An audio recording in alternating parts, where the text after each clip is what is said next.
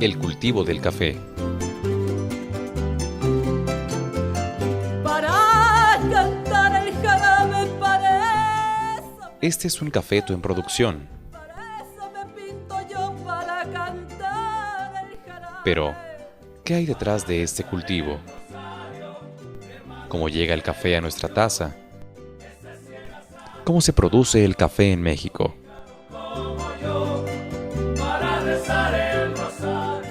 La especie de café arábigo es la más importante en México, ya que se cultivan más de 600.000 hectáreas en nuestro país.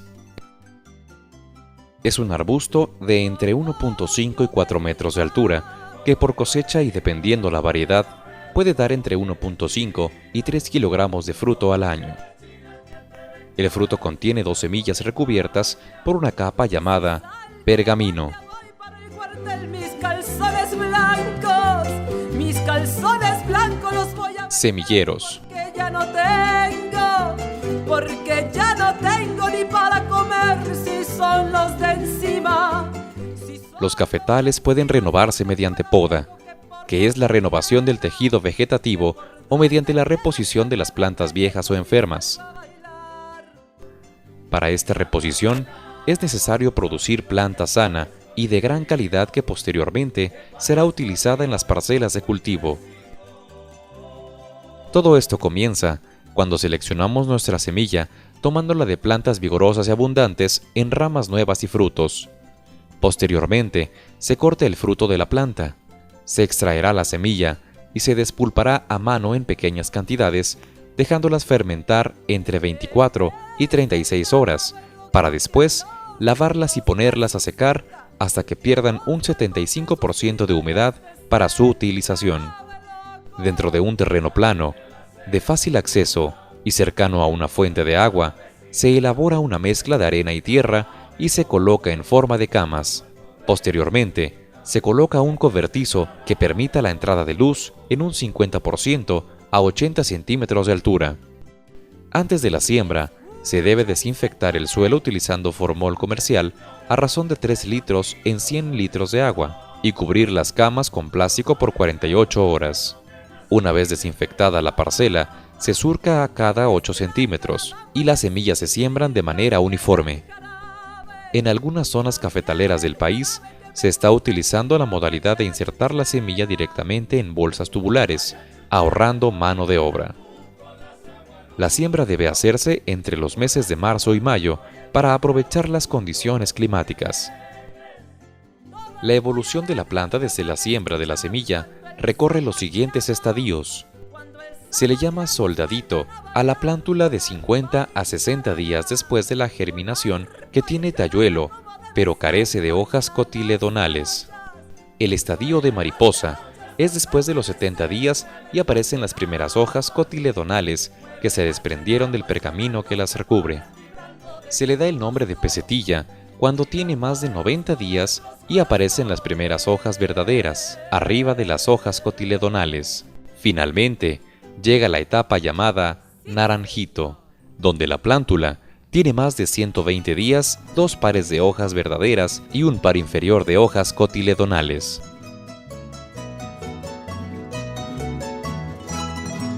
Allí cerquita del puente Establecimiento del vivero. principiaba, iba llegando la gente. En esta etapa, es importante observar el desarrollo de las raíces de la plantulita, ya que de ello dependerá nuestro éxito en la futura plantación. La preparación del sustrato implica elaborar una nueva mezcla de tierra y arena, agregándole una buena cantidad de materia orgánica que se colocará en tubos de polietileno de 18 centímetros de ancho por 30 centímetros de alto, mismos que se deberán acomodar a manera de filas y deberán desinfectarse de la misma manera que el semillero.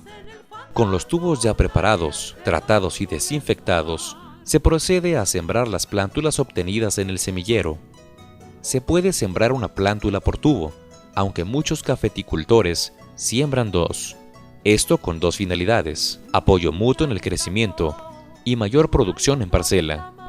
En esta etapa, la sombra se mantiene y los cuidados se incrementan, es decir, se inicia la aplicación de fungicidas preventivos y algunos insecticidas al suelo.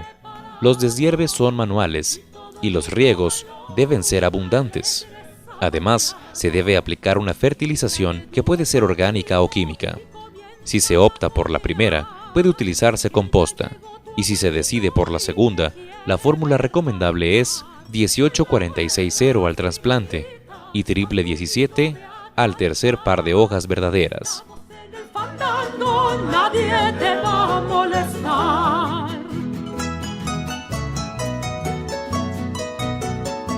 Siembra.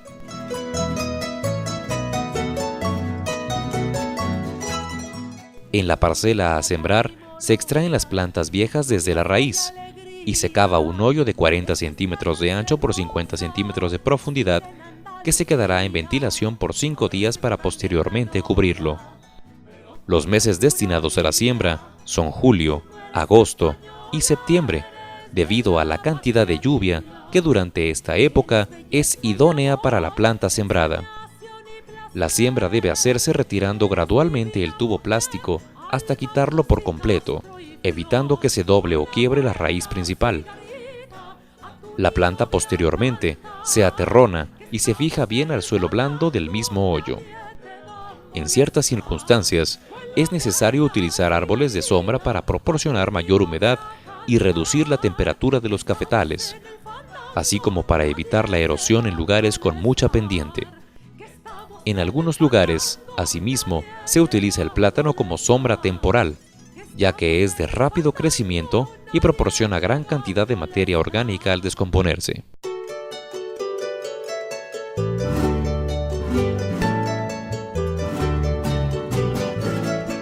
Limpias.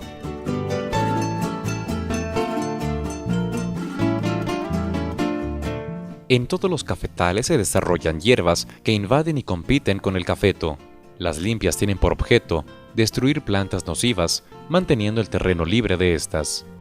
La limpia o deshierve tradicional puede hacerse con varios instrumentos como el machete, el azadón y los arados cultivadores. El azadón ha demostrado ser un instrumento de labranza eficaz en el control de malezas, aunque tiene como desventajas el costo por jornal, su efecto para algunos erosionador por la pérdida de suelo y el hecho que deban realizarse 2 o más limpias por año.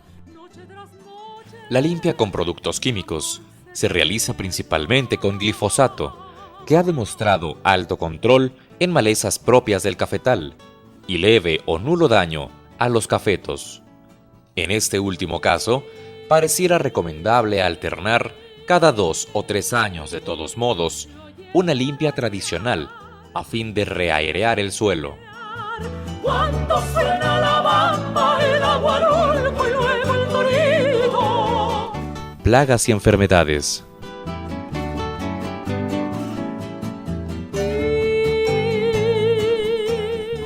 El cafeto no tiene plagas extremadamente dañinas, salvo la broca del café, Hypotenemus hampei, la cual destruye el fruto y hace sus colonias dentro de él.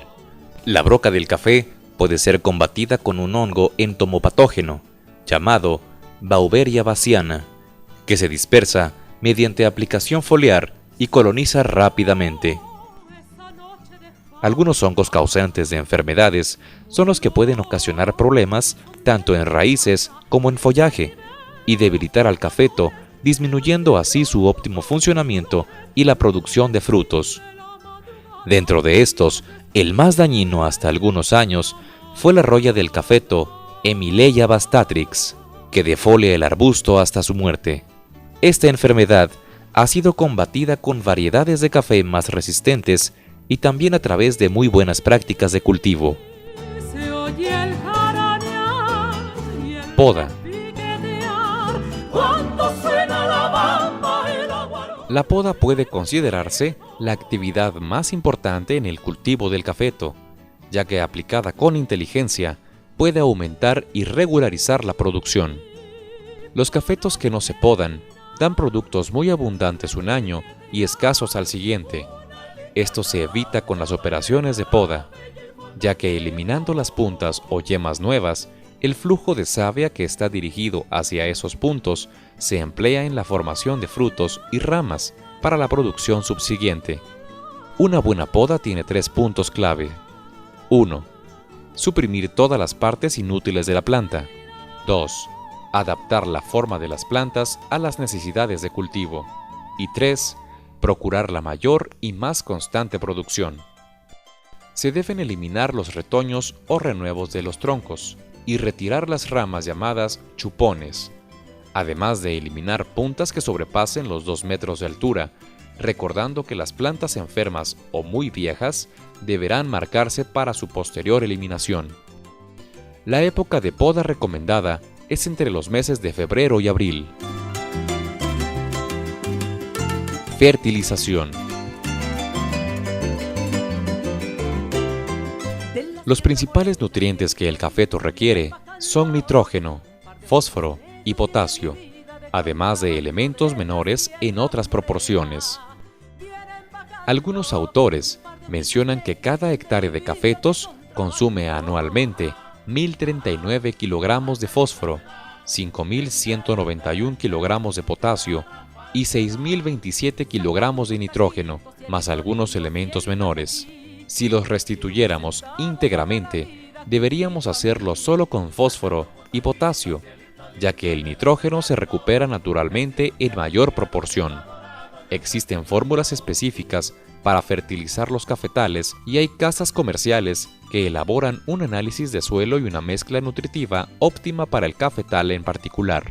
Una mezcla promedio recomendada es 18-12-6 en los meses de marzo-abril para la primera fertilización y para la segunda 20-10-20, más elementos menores en los meses de septiembre-octubre, además de una aplicación de 18-46-0 a las plantas de resiembra en una dosis de 100 gramos por planta.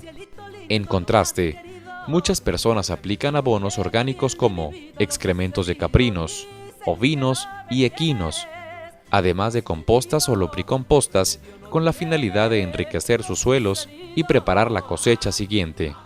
Las fechas recomendadas para fertilizar son febrero y marzo en una primera etapa, junio y julio para la segunda, y si se desea, 1 o 2 meses previo a la cosecha, se puede aplicar una fertilización con potasio para incrementar la producción.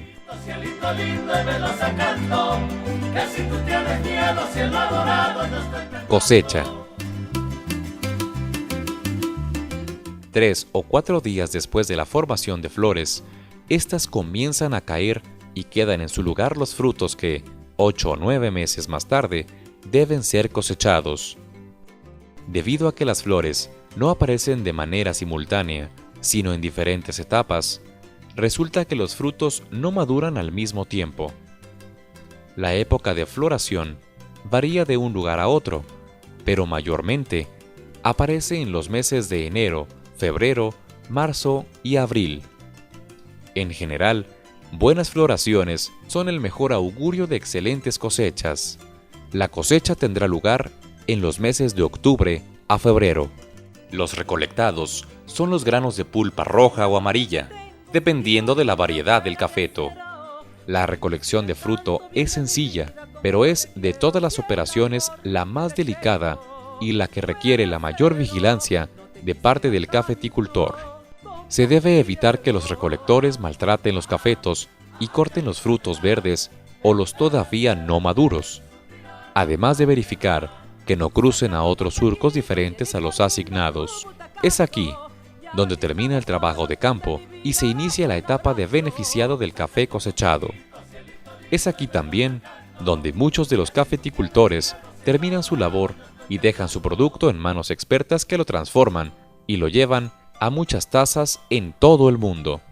La integración de la cadena productiva es altamente recomendable, aunque para poder realizar esto el cafeticultor debe contar con un variado arsenal de recursos de índole financiera y tecnológica.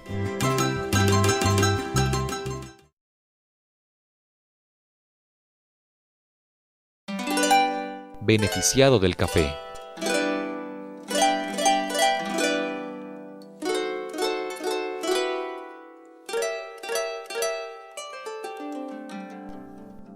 El productor de café tiene dos opciones: vender su café en cereza, como se le conoce a los granos rojos, o beneficiarlo, aunque este último requiere de una inversión que muchos cafeticultores no están dispuestos a efectuar. En la compra, lugar donde se reciben los cerezas del productor, a quien se le pagará por kilogramo de café cereza, se carga la camioneta que llevará los granos al beneficio, donde se les someterá a un proceso llamado beneficiado húmedo. En el beneficio, cayendo a la tolva de recepción, se puede ver varios tipos de granos. Rojos, que son los granos bien maduros, producto de un buen corte. Púrpuras o negros, que son los granos que se secaron en la mata en la primera pasada de la cosecha. Los amarillos, que son fruto de variedades caturra, y alguno que otro verde que se le fue al cortador. Ocasionalmente, también algunas hojas acompañan a los granos en su viaje a este sitio. El fruto del café es parecido a una cereza. Es roja cuando está madura y contiene en su interior 1 o 2 granos envueltos por una membrana pergaminosa y de manera envolvente, una parte carnosa llamada pulpa. Despulpado.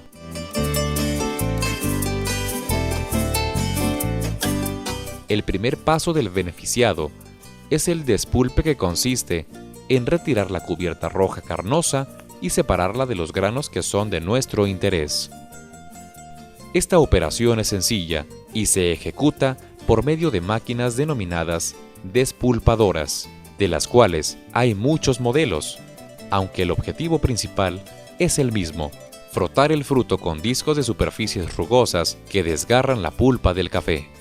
El despulpado debe efectuarse inmediatamente después de cosechado el café o durante las 10 horas siguientes a la cosecha, para que no fermente el fruto y se perjudique el grano. Algunos beneficiadores acostumbran colocar las cerezas en estanques de agua, de las cuales pasan a las máquinas arrastradas por la misma corriente. Esta práctica es buena, pero el gasto de agua es considerable. Es preferible llevar el fruto a la tolva de las máquinas y agregar agua por otro conducto. Al final del proceso, los granos de café salen por un lado, y la pulpa, las cerezas no despulpadas y el residuo mucilaginoso por otro. Debido a la creciente preocupación ecológica que existe, los beneficiadores se han dado a la tarea de buscar nuevas opciones de reducción de agua en el proceso, además de evitar contaminar el suelo y el agua con los desechos de los beneficios. En la actualidad, existen máquinas despulpadoras que consumen una mínima cantidad de agua. Pueden ser manipuladas por una sola persona y de un tamaño más pequeño que las tradicionales. Muchos beneficiadores han encontrado la manera de tratar el agua que utilizan para este proceso, con plantas de tratamiento y reutilización del agua en el mismo. La pulpa que se convierte en desecho se aplica en los cafetales como abono o se utiliza en la alimentación de lombriz roja, en el nuevo negocio de la lombricultura.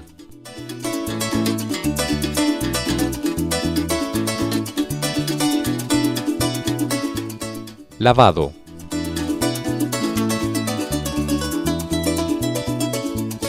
El café salido de despulpar es vaciado en tanques de concreto y se le aplican uno o varios lavados, que tienen por objeto desprender la sustancia mucilaginosa que impregna a la película del grano. Es necesario construir 3 tanques escalonados con compuertas individuales para el mejor lavado del grano. El lavado se efectúa de la siguiente manera. Una vez acabado el despulpado, se deja el grano amontonado y ligeramente húmedo durante unas 4, 5 o 6 horas con el objeto de provocar una ligera fermentación que facilite el desprendimiento de la sustancia glutinosa. Después de este tiempo, se llenará el estanque de agua y 2 o más operarios agitarán perfectamente el grano por medio de palas, dejando correr el agua. Luego de esto, el grano pasa al segundo y tercer estanque, donde se le da el mismo tratamiento hasta que queda perfectamente limpio. Los estanques de lavado dan buenos resultados, teniendo solo el inconveniente de ser costosos y necesitar una cantidad de agua considerable. El tamaño debe ser proporcionado, sabiendo que para cada quintal de cereza se necesita una capacidad de 244 decímetros cúbicos en cada estanque. Existe ahora una maquinaria lavadora automática que se compone de una caja cilíndrica y agita el café en la corriente de agua del interior, lavando 150 quintales en 24 horas. Recordemos que un lavado correcto es fundamental para evitar sabores y aromas desagradables del café en la taza. Secado.